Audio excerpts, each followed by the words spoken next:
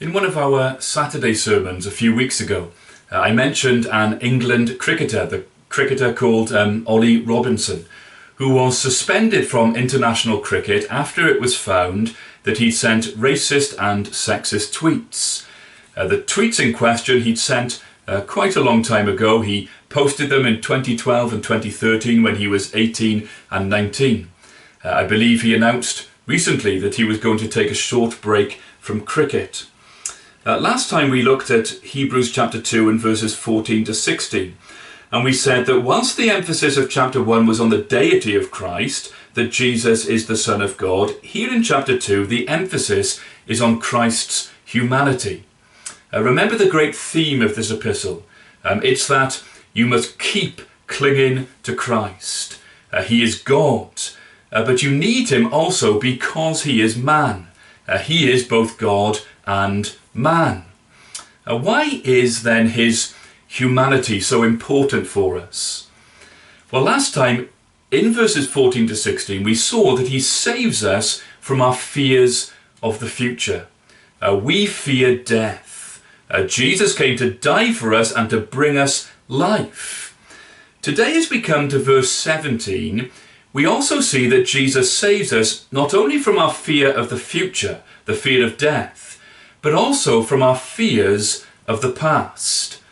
Think of that cricketer, Ollie Robinson again. He walked off the field of play to be confronted by a journalist asking him about things he'd written in the past. The past, if you like, had caught up with him. Well, don't you sometimes have the same fears? Fears about the past catching up with you? Well, verse 17 assures us that Jesus came to deal with our sinful past. In verse 17 we read, "Therefore he had to be made like his brothers in every respect, so that he might become a merciful and faithful high priest in the service of God to make propitiation for the sins of the people." So notice again the humanity of Jesus is being mentioned. We read, he had to be made like his brothers in every respect. The writer of Hebrews does say later on in his epistle that there was one respect in which Christ was not made like us. Chapter 4 and verse 15 tells us he was without sin. And chapter 7 and verse 26 tells us that he was holy, innocent, unstained, separated from sinners, and exalted above the heavens. So, with the exception that he was without sin, he was made like us in every respect. So, the question is, for what purpose was he made like us? Why is it so important that Jesus became man?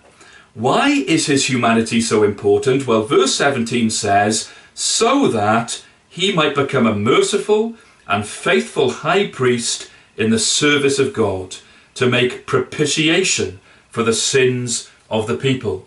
On the one hand, the Old Testament priests represented God to the people.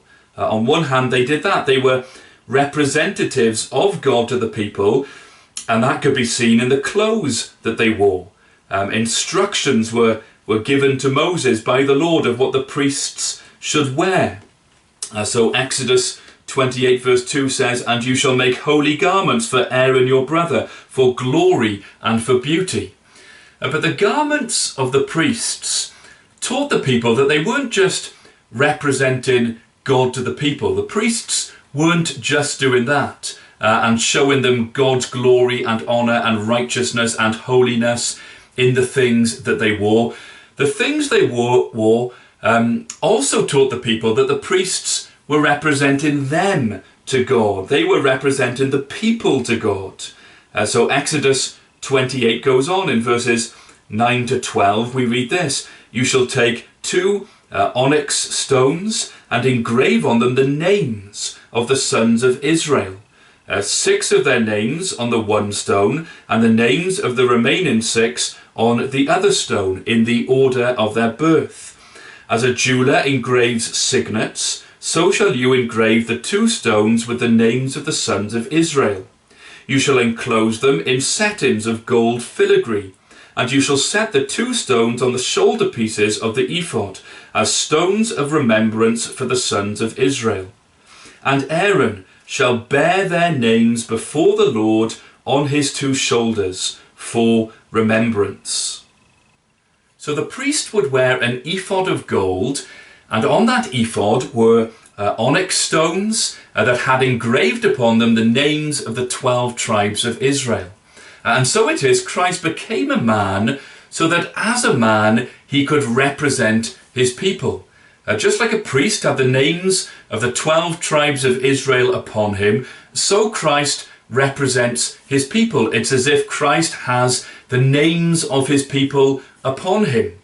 So what does Christ do?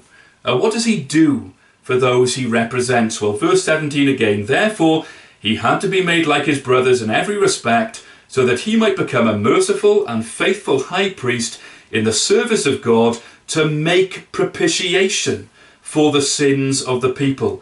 So remember that word, propitiation.